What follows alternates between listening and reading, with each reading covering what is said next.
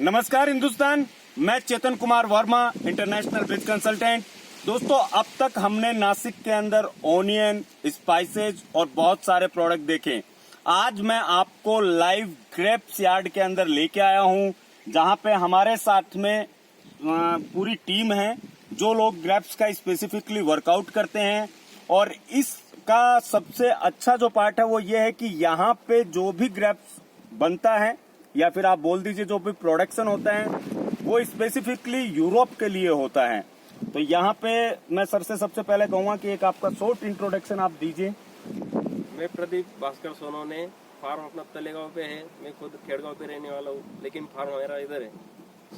हम पहले से ही ग्रेप की खेती करते हैं। सर, कौन कौन सी वैरायटी का ग्रेप्स जो है यहाँ पे आप लोग प्रोड्यूस करते हो? सर, मेरे पास ग्रेप में लॉन्गेशन में आरके है, लॉन्ग में आरके हो गया, थॉमसन है और सुधाकर सीडलेस है। 3 वैरायटी मेरे पास है। ओके, यहाँ पे जो थॉमसन है, सुधाकर है, जैसे सर जो वैरायटीज बता रहे हैं, तो इनमें से सबसे ज्यादा वैरायटी जो है वो कौन सी ट्रेड होती है? नहीं सर, तीनों भी अच्छी खासी ट्रेड होती है। और आपको पैकेजिंग हाफ के जी 4 kg का पैकेजिंग आता है उसमें, तो वो कस्टमर के ऊपर भी होता है। और ये स्पेशली ये जो फार्म है ये यूरोप के लिए उन्होंने डेवलप किया हुआ है। यूरोप के लिए डेवलप किया मतलब कुछ अलग से उसके स्टैंडर्ड है या पैरामीटर्स है, या फिर उसके लिए अलग से कुछ केयरिंग आपको करनी पड़ती है? हाँ, पूरे पेस्टिसाइड रिकवर करने पड़ते हैं हमको। वो जो रिकमेंडेड है वही करना पड़ता है। उसका डिटेक्शन पे पूरा ध्यान देना पड़ता है। वो पूरा लैब टेस्टिंग होता है। उसके बाद वो अपेडा रिकमेंडेड करता है कि ये प्लॉट आप एक्सपोर्ट कर सकते हैं। ऐसे मतलब इस प्लांट को, इस लैंड को आपको अपेडा अप्रूव करवाना पड़ता है एज पर फॉरेन पॉलिसी जो भी है फूड एंड एग्रीकल्चर के अकॉर्डिंग। यस, पूरी फॉर्मेलिटीज करनी पड़ती है। सर, प्राइसिंग में क्या डिफरेंस आता है? मतलब जो भी आपका थॉमसन है या फिर सोनालिका है या फिर जो भी आप ग्रेन्स इसके अंदर होते हैं, तो उनमें प्राइसिंग में कितना फर्क आता है? वो हर कंट्रीज के हर कंट्री के हिसाब से रहता है, साइज के हिसाब से रहता है, क्वालिटी के हिसाब से रहता है। वो एक ही रहता ही नहीं है। ओके, मतलब सबकी प्राइसिंग अलग अलग है। रहती है सर। और इसमें जो स्वीटनर लेवल जो होता है वो सबसे बेहतर कौन सा होता है? वो तो जो भी एक्सपोर्ट करते हैं वो रिकमेंडेड 18 या 16 ब्रिक्स के आगे चाहिए तभी लेते हैं, उसके अंदर देते नहीं। वो टेस्ट करके ही माल देते हैं। सर, बेस्ट पैकेजिंग कौन सी होती है? अगर ग्रेप्स के अंदर हम देखते हैं तो सबसे ज्यादा ट्रेड होती है। करोगेटेड बॉक्स पैकिंग रहता है। हाफ के जी के पनेट रहते हैं 500 ग्राम के। ऐसे 10 पनेट के एक बॉक्स बनता है 5 kg का। उसके पनेट बनते हैं। पनेट का करोगेटेड बॉक्स में 5 kg के पैकिंग होता है उसमें। ओके, यूके के लिए स्टैंडर्ड है और दुबई के लिए जाता है 4 kg का थर्मोकोल बॉक्स। अब यूरोप के लिए ये मटेरियल जितना भी प्रोड्यूस होता है वो स्पेसिफिकली यूरोप के लिए होता है। और हमारे साथ में सुख सर अवेलेबल हैं जो यूके के हिसाब से हमें बता सकते हैं कि वहाँ पे कैसी क्वालिटी और किस तरीके की पैकेजिंग चलती है। जी सर जी, तो हमारे यूके के अंदर 500 ग्राम का जो पैकिंग होता है वो सर ने बताया थर्माकोल में, और प्लास्टिक का जो होता है उसके अंदर चलती है। बैग के अंदर भी आता है। ऐसा कोई वो नहीं है कि आपकी क्वालिटी कैसी है ग्रेप की, वो मेन होती है। सर, वहाँ पे प्राइसिंग क्या है? प्राइसिंग वहाँ पे जैसे हाफ के जी है उसकी 250 बोलो, तो इंडिया का 250, इंडिया का 250 हाफ के जी का, यानी 500 रुपए किलो। 500 रुपए किलो। सुन के कैसा लग रहा है आपको? मेरा तो ये गर्म हो रहा है थोड़ा ज्यादा क्योंकि हम उस रेट में 10-10 किलो देते हैं। अब आधा किलो 1 किलो खरीदते हैं तो हम 20-20 किलो इधर से देते हैं सर। तो दोस्तों, ये कोई यहाँ पे चमत्कार नहीं है। सर यहाँ पे ऑलरेडी हैं, ये यूके में रहते हैं, ये वहाँ की लाइव कोस्टिंग बता रहे हैं। ये प्रोड्यूसर है, सेलर हैं, ये भी आपको लाइव कोस्टिंग बता रहे हैं।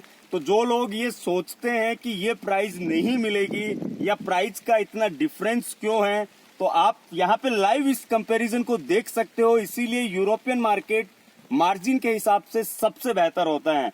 लेकिन सर, आप लोग जैसे जो फार्मर्स हैं, एक जो सबसे बड़ा इश्यू है वो ये है कि फार्मर्स खुद आगे नहीं आता है और उसकी वजह से जो मार्जिन लेवल है वो नहीं बढ़ता है। तो एज एन फार्मर आप क्या सोचते हो, आप लोग आगे क्यों नहीं आते हो? क्योंकि जो भी लोग देख रहे हैं उनमें फार्मर्स भी बहुत होते हैं अपने पास में। तो आपने जैसे थोड़ा खुद को डेवलप किया है, तो बाकी लोगों के लिए क्या एडवाइस है आपकी? सबने करना चाहिए, उसमें आना ही चाहिए एक्सपोर्ट में। लेकिन जो किसान काम करते हैं ना, वो पूरा टाइम इधर ही जाता है, तो वो बाकी की एक्टिविटीज में इंटरेस्ट नहीं ले सकते। ये इम्पोर्टेंट थिंग था, क्योंकि इन्हें ये पूरा का पूरा जो लैंड है, पूरा का जो प्रोडक्शन है, खेती है, उनके ऊपर सारी एक्टिविटीज पे वर्कआउट करना पड़ता है। अब सुख सर, वहाँ पे जो सबसे ज्यादा ट्रेड होता है वो कौन सा, मतलब आप टाइप्स या वेराइटी जो है जो आपको वहाँ पे सबसे ज्यादा चलती है? सीडलेस सीडलेस ज्यादा, मतलब पैसे भी ज्यादा देते हैं वो, इसीलिए देते हैं क्योंकि वो ज्यादा काम नहीं करना चाहते हैं। इंडिया में सीड वाला प्रोडक्ट ज्यादा चलता है, लोग सस्ता खरीदने के इसमें रहते हैं। तो ये एक बारीक सा डिफरेंस है जो हमें समझ में नहीं आता है, लेकिन वो लोग उसी प्रोडक्ट के ऊपर ज्यादा वर्कआउट। और वो स्वीट भी होता है ज्यादा, और उसका जो सीडलेस होता है और उसका साइज जो आप मेंटेन करते हो उसके लिए वो जो भी 18 होता है 14 होता है, वो हिसाब कंट्री से के हिसाब से हाँ, रहता है तो वो। लेकिन ये जो चीज है वो आप ऑनलाइन भी देख सकते हो, उसके ऊपर लेबर लगा रहता है 250 का, 3 तक भी जाता है। वो डिपेंड करता है कौन सी जगह से उठा रहे हो। तो जो लोग मे भी यूके से भी देखते होंगे उनको पता होता होगा, जिक्र आप मार्क स्पेंसर से ले रहे हो तो 4 पाउंड तक भी जाएगा। ओके, 500 ग्राम का बोल रहा हूँ, किलो का नहीं। लेकिन हाँ वो इंडिया के रहते हैं, पेरू के रहते हैं, जी या चिली के रहते हैं, जी। या चाइना के रहते हैं, नहीं वो भी इंडिया डिपेंड करता है। वो नहीं, वो उसके ऊपर लिखना पड़ता है, स्पेशली ओरिजिन लिखा होता है। वो उसका ब्राजील का भी आता है, तो उसके ऊपर इंडिया का भी होता है, ऐसा कुछ नहीं होता। मतलब उधर वैसा कोई डिफरेंस नहीं, खाली अंगूर का वो क्वालिटी, जैसे मैं मार्केट में जाता हूँ मेरे को पता होता है, एक वहाँ पे आता है उसको कैंडी ग्रेप्स बोलते हैं। ओके तो आप उसका जो फ्रेग्रेंस भी देखोगे ना, बस कैंडी जैसा होता है। ओके तो हम और कोई लेते नहीं है, जेकर हमने स्वीट बहुत होता है, जिसको शुगर का प्रॉब्लम है वो नहीं लेगा उसको, लेकिन उसका जो टेस्ट है उसको आपको टच करोगे वो कैंडी का ही आएगा, वो नेचुरल है, वो ऐसा नहीं है कि उसको प्रोसेस कर दिया ग्रेप्स को। तो ऐसी चीजें मतलब यहाँ पे ये उगा ही रहे हैं। आ रहे हैं ऐसी आ वैरायटी, रही यहाँ है। भी डेवलप हो रहे हैं, इम्पोर्ट कर रहे हैं वैसी वैरायटी हम भी आपको देंगे। सबसे बड़ी बात है कि जब से सर ने 500 रुपए किलो सुना है, सर सोच रहे हैं कि करना क्या है आगे, किस तरीके से स्ट्रेटेजी पार्ट पे काम करना है, क्योंकि उतनी कोस्टिंग एक्चुअल में, जैसा आपने बताया, रेगुलर में क्या कोस्टिंग होती है सर सेलिंग की यहाँ पे? एक्सपोर्ट के लिए ना नहीं, आप यहाँ पे लोकल मार्केट के हिसाब से क्या कोस्टिंग में सेल करते 35 रुपए 30 रुपए पर केजी। हैं? अब तो सच में मुझे भी सोचना पड़ेगा, क्योंकि यहाँ पे जो सर बता रहे हैं 35 टू डिमांड एंड सप्लाई का गेम है पूरा, हाँ हाँ 35 से लेके 100 रुपीज तक के 100 बीच में। रुपए तक। लेकिन एक्सपोर्ट में अगर आप सिर्फ यूरोप में अगर देखते हो तो वहाँ पे 400-500 रुपीज केजी तक का आपको प्राइस मिलता है। सर इसका कल्टीवेशन टाइम कब का है? मतलब वो स्टार्ट होने वाला हाँ, कब से ये प्रोडक्शन स्टार्ट हो जाता है आपका मार्केट? जनवरी एंडिंग से हमारा स्टार्ट होता है, जनवरी फरवरी मार्च एंड तक चलता है। जैन फेब मार्च, ये 3 महीने आप लोगों का प्रोडक्शन आउट होता है, एक्चुअल में सेलिंग के लिए रेडी हो जाता है। तो दोस्तों, जिनको भी ग्रेप्स में काम करना है उन्हें ये चीज ध्यान में रखनी है कि जनवरी फरवरी मार्च, ये 3 महीने में ही अगर आप परचेजिंग पे ध्यान देते हो तो ही आप इसमें एक अच्छा मार्जिन जो है वो कवर कर सकते हो और एक अच्छी क्वालिटी का मटेरियल आपको मिल सकता है। तो सर, ग्रेप्स का जो लोग काम करना चाहते हैं तो वो किस तरीके से इस बिजनेस को या इन चीजों में किन किन चीजों का खास करके ध्यान रखना चाहिए? सर पहली बात तो आप उनकी जो टेस्टिंग, उन्होंने जो लैब टेस्टिंग करवाई है वो सारा देख लेना चाहिए।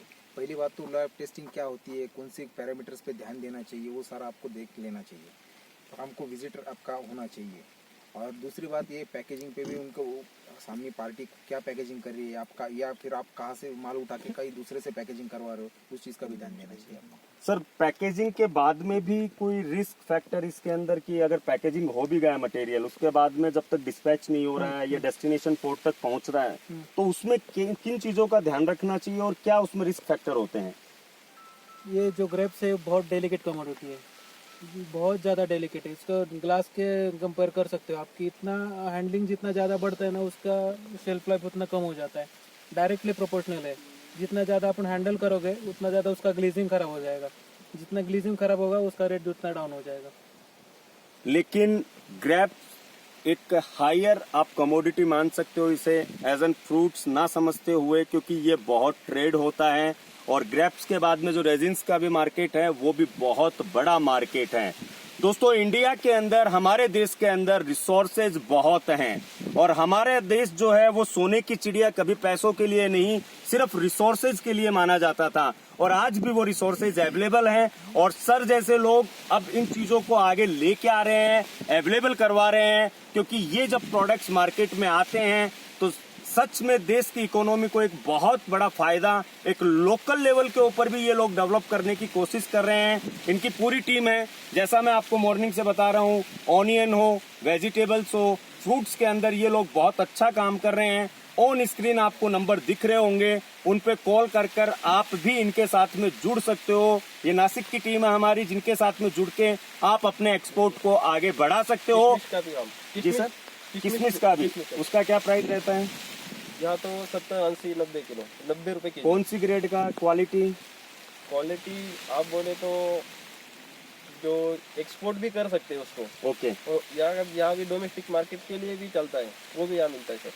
तो किशमिश के लिए भी आप यहाँ पे कॉल कर सकते हो, आप लोग अपनी प्राइसिंग ले सकते हो किशमिश के लिए भी, और अपने प्रोडक्ट को एक्सपोर्ट कर सकते हो, क्योंकि जब आप एक्सपोर्ट करोगे तब आपका बिजनेस आगे बढ़ेगा। और यहाँ पे बारिश शुरू है, ऊपर से सारे लोग परेशान हैं, अभी सब गाड़ियों में भागेंगे अभी थोड़ी देर में, क्योंकि जब आप आगे बढ़ोगे तभी देश आगे बढ़ेगा। मिलते हैं नेक्स्ट वीडियो में एक नए टॉपिक के साथ में। जय हिंद, जय भारत।